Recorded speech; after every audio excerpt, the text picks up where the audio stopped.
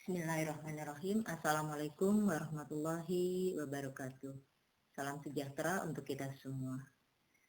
Apa kabar anak-anak ibu kelas 12 IPS? Pada kesempatan hari ini, ibu berharap kalian dalam kondisi sehat dan berbahagia. Baiklah anak-anak ibu, hari ini kita masuk ke materi akuntansi, yaitu ayat jurnal penyesuaian. Adapun perkiraan yang perlu disesuaikan ada 7 akun. Yang pertama, pemakaian perlengkapan, piutang pendapatan, hutang beban, hutang pendapatan, beban dibayar di muka, kerugian piutang, dan penyusutan aktiva tetap. Nah, untuk lebih jelasnya lagi, silakan kalian sambil membuka modul yang sudah ibu berikan, lihat bab yang terkait dengan ayat jurnal penyesuaian. Nah, akun perlengkapan dalam proses penyusunan AJP yaitu kita kenal bahwa perlengkapan adalah aktiva lancar. Perlengkapan merupakan harta yang dimiliki oleh perusahaan untuk masa penggunaan kurang dari 1 tahun atau disebutnya aktiva lancar. Nah, dalam proses penyusunan AJP atau ayat jurnal penyesuaian untuk perlengkapan yang dicatat adalah beban pemakaian perlengkapan. Contoh, tanggal 31 Desember saldo akun perlengkapan di dalam buku besar sebesar 4.500.000. Ini pada saat kita beli perlengkapan.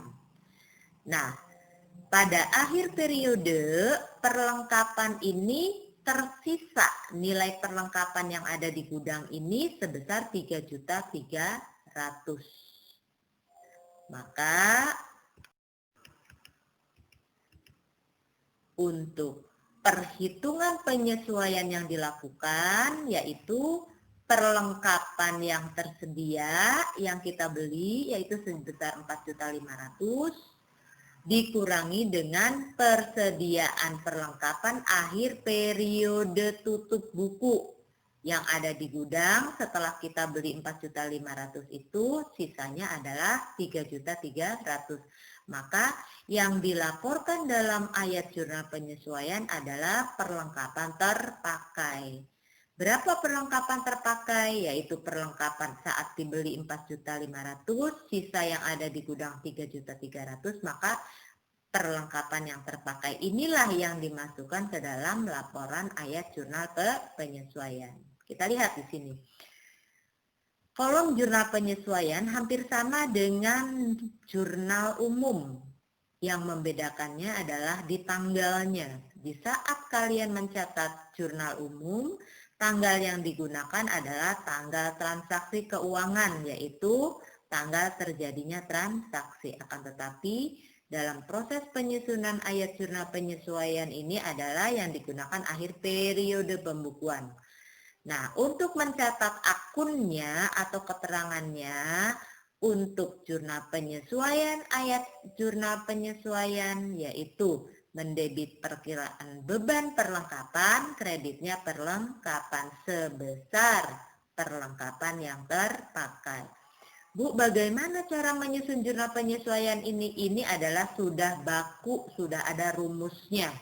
Kalian lihat di dalam modul cara menyusun jurnal penyesuaian. Ibu sudah buatkan rumusnya, kalian tinggal pindahkan saja.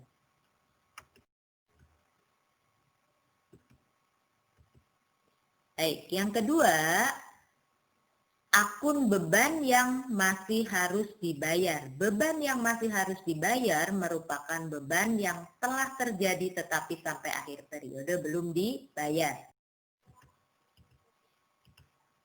Untuk lebih jelasnya, kita lihat ilustrasi transaksi berikut ini. Perusahaan melakukan pembayaran gaji setiap minggu sebesar 1.200.000. Pembayaran dilakukan tiap hari Sabtu.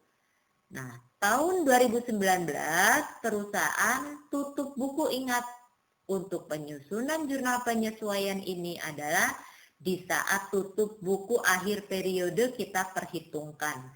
Nah, tutup buku 31 Desember ini jatuh pada hari Jumat.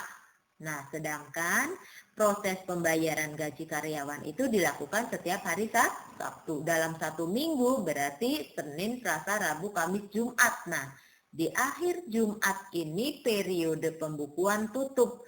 Maka karyawan telah bekerja tetapi belum menerima gaji. Maka ini disebut hutang.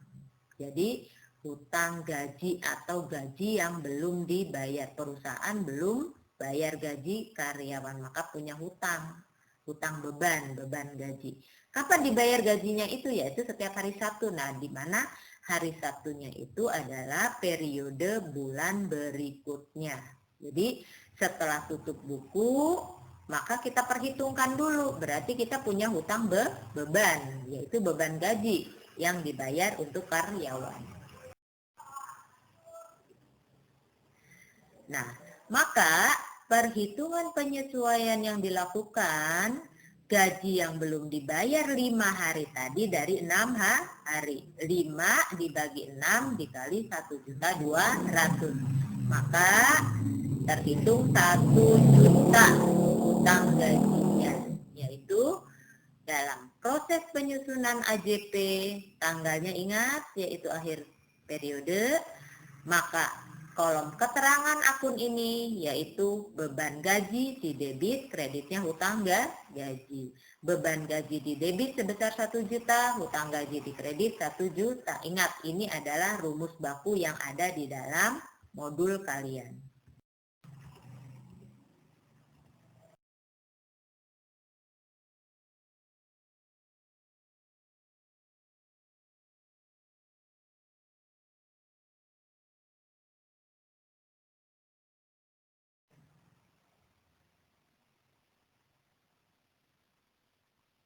Oke, kita lanjutkan untuk menghitung penyusutan aktiva tetap. Kita lihat ilustrasi berikut ini.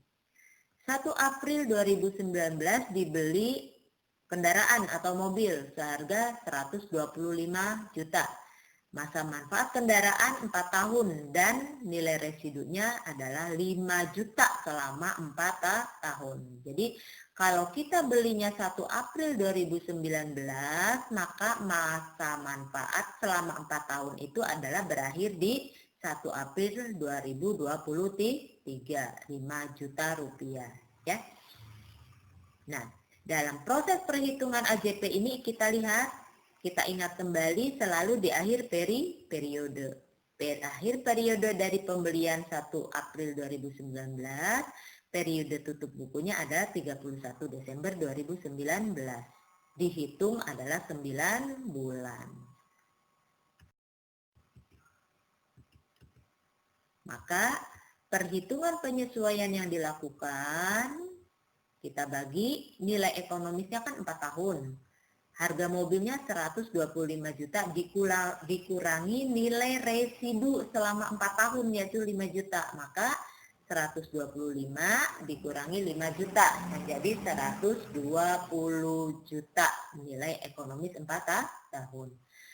Nah, untuk penyusutan per tahunnya berarti 120 juta dibagi 4 tahun. Maka penyusutan, akumulasi penyusutan per tahunnya adalah 30 juta. Nah, penyusutan per bulan berarti 30 juta dibagi 12 untuk 1 tahunnya. Maka per bulannya dapat dihitung akumulasinya sebesar 2.500.000. Nah, untuk perhitungan tadi di akhir periode pembukuan, maka penyusutan tahun 2019 itu diperhitungkan 9 bulan. 9 kali 2.500.000, maka diperoleh sebesar 22.500.000. Nah, saat kita memasukkan dalam ayat jurnal penyesuaian, masukkan ke dalam kolom tanggal akhir periode, akun keterangannya ini kita ambil dari rumus yang ada. Bagaimana cara menyesuaikan? penyusutan aktiva tetap, dalam hal ini adalah kendaraan. Maka mendebit perkiraan beban penyusutan kendaraan pada akumulasi penyusutan kendaraan sejumlah perhitungan nominal kita tadi. Oke. Yang keempat yaitu pendapatan yang masih harus diterima. Pendapatan yang masih harus diterima timbul karena pada akhir periode telah terjadi pendapatan, tetapi belum diterima pembayarannya. Untuk lebih mudah memahaminya, mari kita sama-sama lihat ilustrasi transaksi keuangan berikut ini. 1 September 2019 dibeli obligasi, yaitu surat berharga. Perusahaan membeli obligasi dengan harga belinya 1.500.000. Dengan memperoleh bunga obligasi itu adalah 20% dalam 1 tahunnya. Dibayarkan setiap 1 September dan 1 Maret. Jadi bunganya itu diterimanya dibagi 20%-nya, yaitu dibayar di September dan Maret. Kita lihat. Tanggal 1 September 2019 perusahaan membeli obligasi sebesar 1.500.000 untuk periode 1 tahun. Ingat, di saat kita akan mencoba masukkan ke dalam ayat jurnal penyesuaian, kita lihat tutup bukunya kapan. Karena 1 September berarti 4 bulan, September, Oktober, November, Desember. 4 bulan dari 1.500.000 dikalikan 20%. Mari kita lihat perhitungannya. Perhitungan penyesuaian yang dilakukan pendapatan bunga pada tahun 2019. Kita hitung tadi adalah 4 bulan dibagi 12 dikali 20% kali 1.500.000, maka diperoleh bunga. Pendapatan bunga yang sudah diterima adalah 100.000. Masuk ke dalam AJP, kolom AJP tanggalnya adalah akhir periode, keterangan akunnya adalah, lihat di rumusnya, kita masukkan piutang bunga di debit 100.000, pendapatan bunga 100.000. Ini nggak usah mikir, kalian cari aja di dalam rumusnya, pindahkan ke sini. Yang kelima yaitu beban dibayar di muka. Apabila suatu perusahaan melakukan pembayaran terlebih dahulu atau bayar di muka untuk suatu beban dan pembayaran tersebut melebihi 1 periode akuntansi.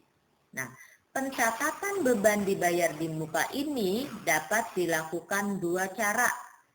Dapat dicatat sebagai harta, dapat dicatat juga sebagai beban. Nah, kita lihat di sini. Ilustrasi transaksi keuangan. Tanggal 1 Oktober 2019, perusahaan membayar premi asuransi untuk 1 tahun, yaitu sebesar 1.200.000. Jika proses pencatatan menggunakan metode harta, maka asuransi dibayar di muka pada kas sebesar 1.200.000. Jika menggunakan metodenya beban, yang sering dilakukan yang ini yaitu beban asuransi pada kas. Jadi menggunakan metode beban berarti dijadikan beban asuransi. Dengan menggunakan metode harta maka asuransi dibayar di muka. Oke, ilustrasi tadi dapat kita lihat.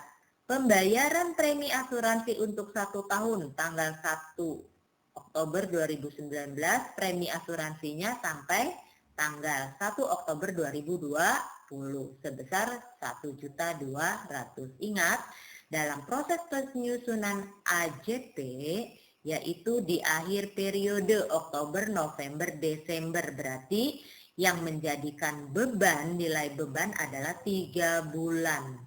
3 bulan itu adalah nilai beban 3 dibagi 12 bulan dikali 1.200.000. Maka yang menjadi premi beban asuransinya adalah 300.000.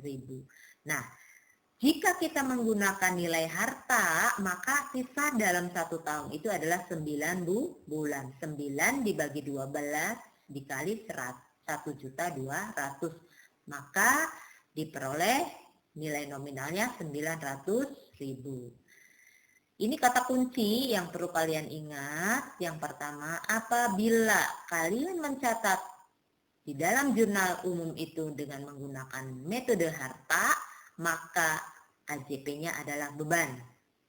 Dibalik, apabila dicatat di dalam jurnal umum beban, maka AJP-nya adalah harta. Jadi terbalik ya ini ya. Apabila harta, AJP-nya beban. Apabila beban, AJP-nya harta. Ingat itu. Oke. Jika dicatat sebagai harta, Ibu ulang kembali. Mendebit perkiraan asuransi dibayar di muka pada kas. Maka AJP-nya adalah, ingat tanggalnya adalah akhir periode. Maka di jurnalnya adalah dibalik beban asuransi pada asuransi dibayar di muka. Sebesar beban yang kita hitung tadi, 3 bulan. Ya. Sedangkan jika menggunakan metode beban, maka akan tercatat di dalam jurnal umum yaitu beban asuransi di debit sebesar 1.200.000, kasnya di kredit 1.200.000. Jika menggunakan metode beban, maka AJP-nya adalah harta. Kita masukkan ke dalam AJP, tanggalnya akhir periode, keterangan akunnya adalah dibalik asuransi dibayar di muka pada beban asuransi sebesar nilai yang sudah kita hitung tadi yaitu 9 bulan, yaitu 900.000. Oke, berikutnya yaitu pendapatan diterima di muka. Apabila perusahaan belum menyelesaikan pekerjaan tetapi telah menerima pembayaran atas pekerjaan tersebut, pencatatan dapat dilakukan 2 cara. Dapat dicatat sebagai hutang, dapat dicatat sebagai pendapatan. Nah, kita lihat ilustrasinya. Tanggal 1 September 2019 diterima sewa untuk 1 tahun sebesar 2.400.000 diterima sewa. Nah, pencatatan di dalam jurnal dengan menggunakan metode hutang, kas diterima, tetapi karena metodenya hutang berarti sewa diterima di muka. Jika kita menggunakan metodenya adalah pendapatan, maka kas debit, kreditnya pendapatan sewa. Dijadikan ini merupakan pendapatan. Kalau hutang di sini adalah sewa diterima di muka. Oke. Ilustrasi pendapatan atau pendapatan diterima di muka tadi dengan nilai 1.200.000 untuk 1 tahun. Kita lihat dalam proses penyusunan AJP itu akhir periode September, Oktober, November, Desember, berarti nilai pendapatannya adalah 4 bulan. Nilai pendapatan 4 bulan dibagi 12 dikali pembayaran yaitu 1.200.000, maka diperoleh pendapatan sewanya 400.000. Jika ditulis dengan perhitungan nilai hutang, maka 8 bulan dibagi 12 dikali sewa sebesar 1.200.000, maka nilai hutangnya sebesar Rp800.000. Kita lihat bersama-sama di sini, di saat kita mencatatnya dengan menggunakan metode hutang, yaitu mendebit perkiraan kas, kreditnya sewa diterima di muka sebesar 1.200.000, maka AJP-nya adalah sewa diterima di muka pada pendapatan sewa sebesar 800.000. Nah, jika penggunaan metodenya yaitu pendapatan, dijadikan sebagai pendapatan, maka dalam proses pencatatannya yaitu K pada pendapatan sewa atau mendebit perkiraan kas sebesar 1.200.000 mengkredit perkiraan pendapatan sewa sebesar 1.200.000. Maka jurnal penyesuaiannya itu keterangan akunnya adalah dibalik.